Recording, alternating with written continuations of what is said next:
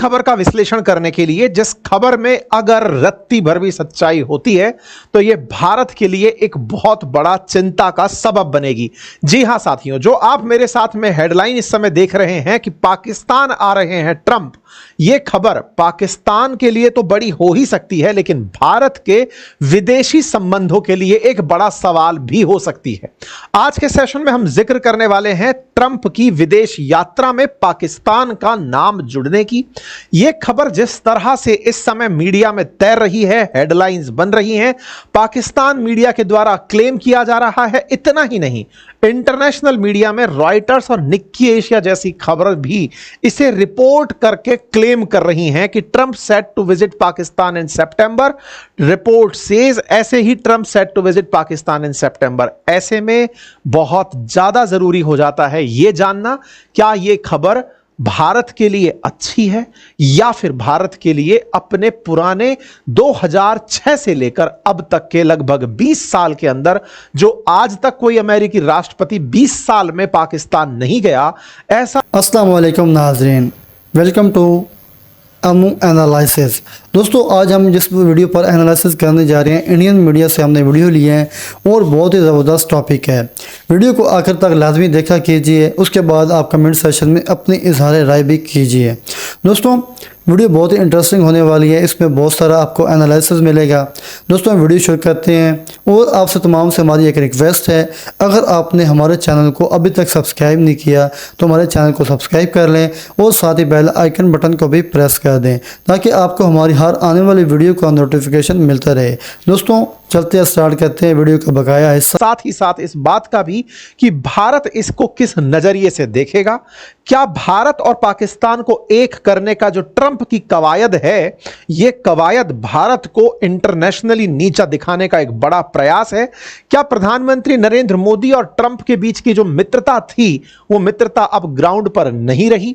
या फिर भारत का जो रूस प्रेम है, जिसके चलते भारत को 500% टैरिफ, क्योंकि अल्टीमेटम 50 दिन का दिया हुआ है अमेरिका ने रूस को, जिसके बाद में भारत के खिलाफ भी टैरिफ लगाए जा सकते हैं।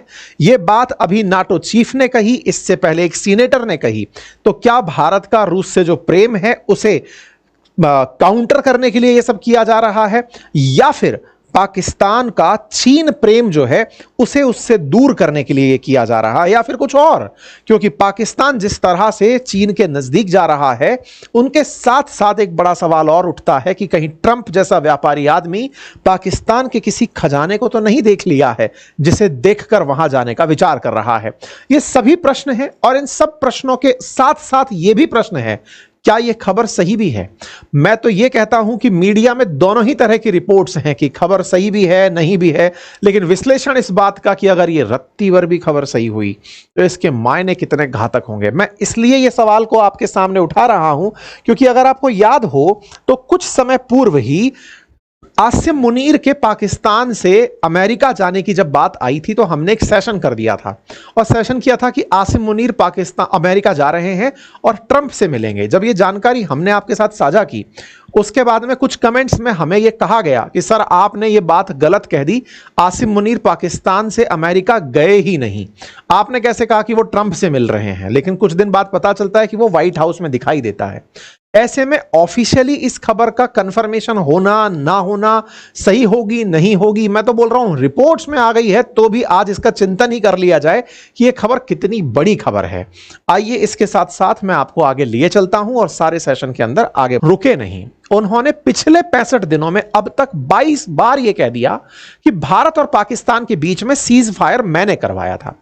ट्रंप का यह बार बार कहना और साथ में यह कहना कि मैंने यह सारा काम करवाया, इसके बदले मैंने उन्हें ट्रेड का ऑफर किया। मैंने उनसे कहा आप लोगों का बढ़िया व्यापार हो जाएगा यदि आप लोग मेरे कहने अनुसार मान जाते हैं। भारत को यह बात पसंद नहीं थी क्योंकि भारत ने यह बात अमेरिका के कहने पर मानी ही नहीं थी, लेकिन ट्रंप तो बार बार इसके लिए नोबल शांति पुरस्कार तक मांग लिए। मजाक तो तब हुई जब पाकिस्तान के सेना अध्यक्ष जिन्हें फील्ड मार्शल कहा जा रहा है, वो ट्रंप को ही कह आए कि सर आपको तो नोबल पीस पुरस्कार मिल जाना चाहिए। खैर कोई बात नहीं साहब, ऐसे में पाकिस्तान का तो बचाव हो गया, भारत इस बात में अपने आप को साइड में रखा पाया। भारत समझ ही नहीं पाया कि इस स्थिति पर रिप्लाई क्या करना है। रिप्लाई से मतलब, अगर हम एक तरफ से यह कहते हैं कि पाकिस्तान की अमेरिका से हमें कोई ट्रेड का मतलब नहीं है, यह हमारे लिए गलत हो जाता। क्यों? क्योंकि जब ट्रंप ने दुनिया पर ट्रेड लादे थे, ट्रेड बैरियर लादे, टैरिफ ला रहे थे, तब भारत को तो उसने ट्रेड टैरिफ किंग कह दिया था कि यार तुम्हारे तरफ से इतना हम पर टैक्स लगता है, अब इस टैक्स के चलते मैं तुम्हारे ऊपर रेसिप्रोकल टैक्स लगाऊंगा। हम पर रेसिप्रोकल टैक्स लगा। हम उस रेसिप्रोकल टैक्स से बचने के लिए इसके साथ नेगोशिएशन में तो थे ही, इससे हम इनकार कैसे कर सकते हैं? लगातार हम तो वार्ता में थे। लेकिन हमारी वार्ता को वो इस तरह से कहेगा कि मैंने उनसे कहा कि मैं तुम्हें रिलीफ दे सकता हूं, लेकिन तुम्हें युद्ध रोकना पड़ेगा। तो एक तरह से तो तुमने डेविल्स लॉयर बनने का काम किया। तुमने तो पाकिस्तान की तरफ से वकालत हमारे सामने की, और इसका क्रेडिट पाकिस्तान से तो तुम्हें मिल गया, भारत से तुम्हें नहीं मिला। भारत को जब तक यह समझ में आया कि हम लोग जो उसके साथ ट्रेड नेगोशिएशन कर रहे हैं कि टैरिफ को हटाओ और कुछ नॉर्मल चीजें कर लो, इस ट्रेड के लेकर के जो हमारे नेगोशिएशंस हैं, इस नेगोशिएशन का वो आदमी अलग तरीके से फायदा उठा रहा है। एक और लेवल ऊपर दिखाना है। जैसे अब तक अमेरिकी राष्ट्रपति जितने भी रहे वो युद्ध करवाने वालों के लिए जाने गए कि ये युद्ध में धकेलते हैं अमेरिका को। ये चाहता था कि मैं युद्ध में नहीं धकेलता, मैं युद्ध रुकवाता हूं, तो लोग माने कि मेरी ताकत इतनी है कि अगर मैं नाराज हो गया तो क्या होगा। जैसे महात्मा गांधी जी के बारे में कहा करते थे कि महात्मा गांधी जी अहिंसावादी थे। इसका मतलब ये नहीं था कि वो पत्थर फेंकना नहीं जानते थे या लाठी नहीं चलाना जानते थे। वो ये कहते थे कि मेरे पास इतनी ताकत है, मैंने ये जो लाठी पकड़ रखी है ताकत का प्रतीक समझो, मेरे साथ खड़ी जो भारत की जनता है वो इतनी ताकतवर है कि अगर उन सब ने एक एक लाठी मारना शुरू किया तो अंग्रेजों की हड्डी पसलियां टूट जाएंगी। हम ताकतवर हैं तभी जाकर तुमसे कहते हैं कि हां भाई तुम संघर्ष रोक दो, अंग्रेजों हम पर यातनाएं डालना छोड़ दो। तो तरीके से तो यह व्यक्ति एक तरह से मानो तो महात्मा गांधी को कॉपी करने की कोशिश कर रहा है इस अंदाज में कि हां भाई मैं हूं, मेरे कहने से युद्ध रोक दो। लेकिन महात्मा गांधी सौदा नहीं करते थे कि हां भाई युद्ध तुम या अंग्रेजों हम पर यातनाएं छोड़ दो और बदले में सुनो हमारे पास इतना माल भिजवा देना। ऐसा नहीं था। यह व्यक्ति क्या करता है, भारत पाकिस्तान के बीच सीज फायर की बात किया, सीज फायर के बीच में जैसा यह कहता है उधर से पाकिस्तान के कहने पर सीज फायर करवाया और पाकिस्तान से पूरा की पूरा क्रिप्टो का मामला सेट करवा ले गया। आसिम मुनीर को बदले में बहुत सारा सब कुछ देने के बारे में चर्चा कर ली। तो यह व्यापारी आदमी है, तो ये सारा टैक्टिक लगाकर आगे चल रहा है। खैर, अब सवाल ये बनता है कि मान लेते हैं कि ये व्यक्ति अगर इस तरह के खिन्नतावश कि भारत ने इसको स्वीकारने से मना कर दिया और इस स्वीकारोक्ति के इनकार में यह व्यक्ति पाकिस्तान की यात्रा पर आ जाता है, मैं इसीलिए बोल रहा हूं इफ कंफर्म्ड, अगर यह कंफर्म हो जाता है कि यह व्यक्ति आ रहा है तो ये अमेरिका के राष्ट्रपति के रूप में छठा राष्ट्रपति होगा जो पाकिस्तान जाएगा। अब तक अमेरिकी राष्ट्रपति भारत 9 बार आ चुके हैं, अफगानिस्तान 8 बार जा चुके हैं और पाकिस्तान 5 बार जा चुके हैं। ऐसे में पाकिस्तान में जो 5 बार राष्ट्रपति गए उनके नाम की अगर मैं चर्चा करूं तो सबसे पहले आइजनहावर थे जो 1959 में पाकिस्तान गए थे। उसके बाद बी जॉनसन थे जो 1967 में पाकिस्तान गए थे और केवल पाकिस्तान गए थे।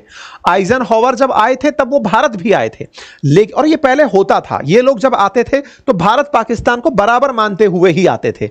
मान लीजिए दिसंबर 7 से 9 के बीच में कराची में था तो 9 से 14 के बीच में भारत में भी था आइजनहावर। इसी प्रकार से जब जॉनसन आया उस समय तो केवल पाकिस्तान ही व्यक्ति गया। आपको याद होगा वो दौर जिस समय भारत हरित क्रांति के लिए संघर्षरत था, जब हमें इन्होंने अनाज के नाम पर सुअरों को खिलाया जाने वाला अनाज भेज दिया था, PL480 जिसे नाम दिया जाता है। एनीवे, इसके बाद रिचर्ड निक्सन, अगर आप ऑब्जर्व करें तो जुलाई 31 से 1 के बीच में भारत रहते हैं और 1 से 2 के बीच में पाकिस्तान चले जाते हैं। तो ये लोग ऐसे ही आते थे, भारत और पाकिस्तान को बराबर मानते हुए।